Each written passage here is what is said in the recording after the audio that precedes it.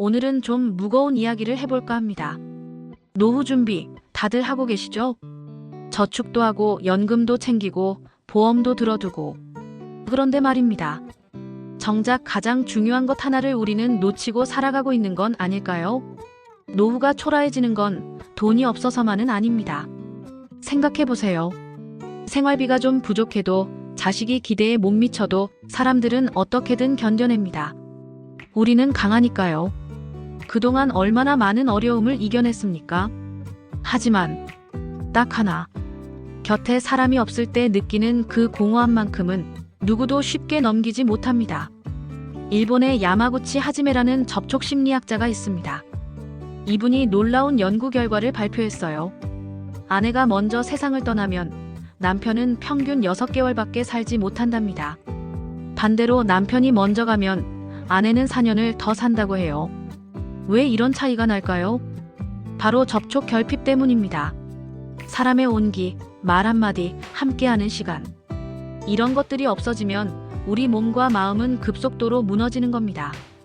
결국 노후를 버티게 해주는 건 통장 잔고가 아니라 함께 살아주는 사람의 온기입니다. 오늘은 이 이야기를 좀 더 깊이 나눠보려 합니다. 여러분의 노후를 위해서 꼭 한번 생각해 보셨으면 합니다. 첫 번째로 말씀드리고 싶은 건 대화할 사람이 사라질 때 인생은 텅 빈다는 겁니다. 아무리 편한 집에 살아도 아무리 여유 있는 생활을 해도 말을 건넬 사람이 없으면 하루가 천년같이 길고 외롭습니다. 저도 주변에서 많이 봤어요. 혼자 사시는 어르신들. 집은 넓은데 방은 텅 비어있고 TV만 하루 종일 켜놓고 계시는 분들. 말씀드릴 분이 없으니까 가끔 택배기사님한테도 붙들고 이야기하시는 거예요. 그분들이 외로워서 그러시는 겁니다. 배우자나 친구와의 사소한 대화. 오늘 날씨 좋네. 점심 뭐 먹을까? 아, 무릎이 또 쑤시네. 이런 평범한 말 한마디가 노후의 중심이 됩니다. 따뜻한 눈빛 하나, 식탁에 마주 앉는 그 시간이 우리를 살아있게 만드는 겁니다. 함께 늙어갈 사람이 있다는 건 삶을 지탱하는 가장 큰 힘입니다. 여러분도 느껴보셨을 겁니다. 자식들이 다 커서 독립하고 집안이 조용해졌을 때의 그 느낌. 처음엔 좋았어요. 이제 우리 시간이다. 그런데 시간이 지나면서 점점 말수가 줄어들고 하루가 너무 길게 느껴지고 그때 깨닫죠. 아, 내 옆에 이 사람이 있어서 참 다행이다. 두 번째는 사는 이유가 흐려지면 건강도 무너진다는 겁니다. 이건 정말 중요한 이야기입니다. 매사에 의욕이 없고 삶의 목적이 사라지면 우리 몸은 놀라운 속도로 쇠약해집니다. 제 친구 아버지 이야기를 해드릴게요. 평생 일만 하시던 분이었어요. 은퇴하고 나서는 집에만 계셨죠. 처음엔 좋아하셨어요. 이제 좀 쉬어야지. 그런데 6개월쯤 지나니까 자꾸 아프신 곳이 생기시더래요. 병원 가도 큰 이상은 없다는데 기력이 자꾸 떨어지시는 거예요.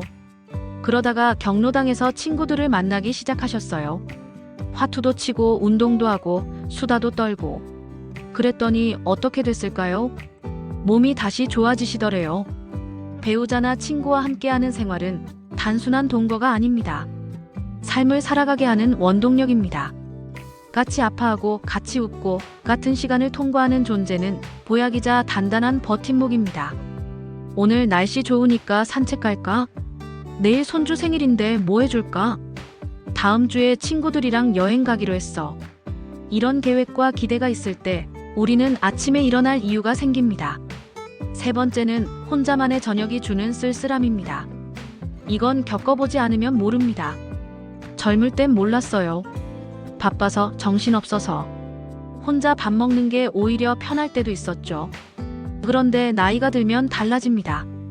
특히 70대 중반을 넘어가면 해가 지고 집안이 고요해질 때 그 적막함이 뼈저리게 느껴집니다.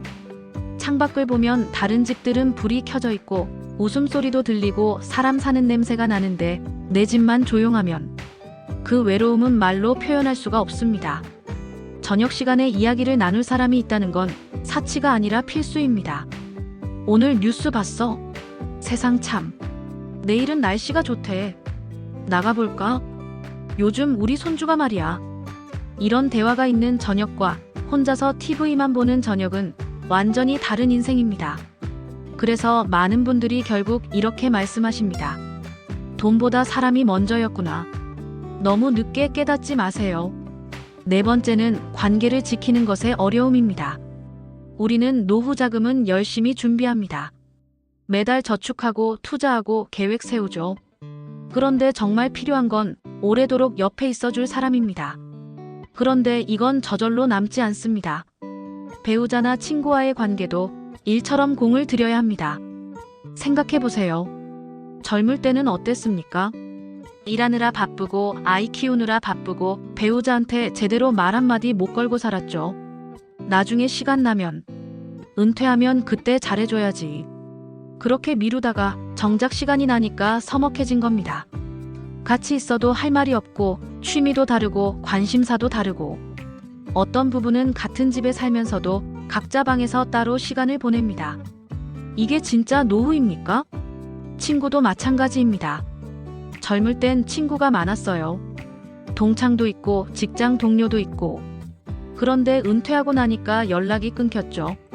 바쁘니까 나중에. 그렇게 미루다가 정작 필요할 땐 전화할 사람이 없습니다.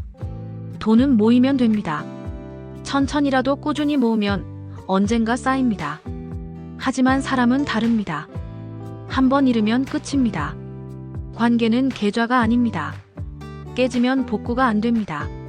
그래서 지금부터라도 옆에 있는 사람에게 잘해야 합니다. 배우자에게, 친구에게, 형제에게. 고맙다, 미안하다, 사랑한다. 이런 말 한마디가 어렵습니까? 지금 하세요. 내일이면 늦을 수도 있습니다. 정리해 드리겠습니다. 노후를 지탱하는 건 돈이 아니라 사람입니다.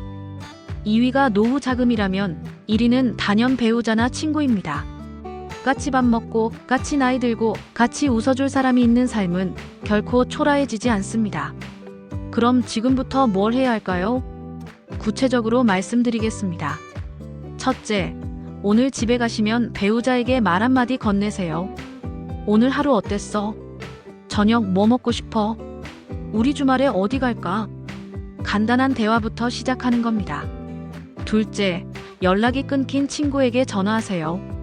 야, 오랜만이다. 밥 한번 먹자. 요즘 어떻게 지내? 우리 나이에 뭐 바쁘다고 이렇게 안 보냐? 먼저 손 내미는 사람이 이기는 겁니다. 셋째, 함께할 취미를 만드세요. 배우자와 함께 할 수 있는 것, 친구들과 즐길 수 있는 것. 등산이든 탁구든 노래든 화투든 뭐든 좋습니다. 함께하는 시간이 쌓이면 그게 추억이 되고 유대가 됩니다. 넷째, 정기적인 모임을 만드세요. 매주 수요일 저녁은 친구들과, 매달 첫째 주 토요일은 형제들과 이렇게 정해놓으세요. 기다리는 즐거움이 생깁니다. 살아갈 이유가 생기는 겁니다. 여러분, 인생은 짧습니다. 특히 건강하게 누릴 수 있는 시간은 더 짧아요. 지금 옆에 있는 사람을 당연하게 여기지 마세요. 오늘 있다고 내일도 있는 게 아닙니다. 나중에, 다음에는 오지 않을 수도 있어요. 지금 하세요.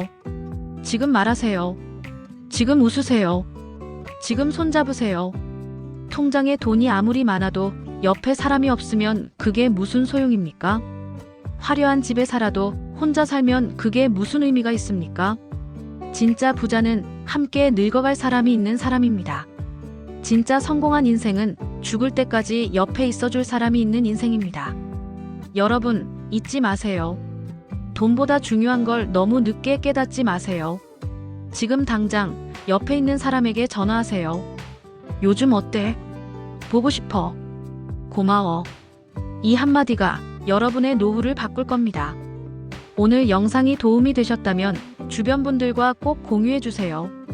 우리 모두가 외롭지 않은 노후를 맞이할 수 있도록.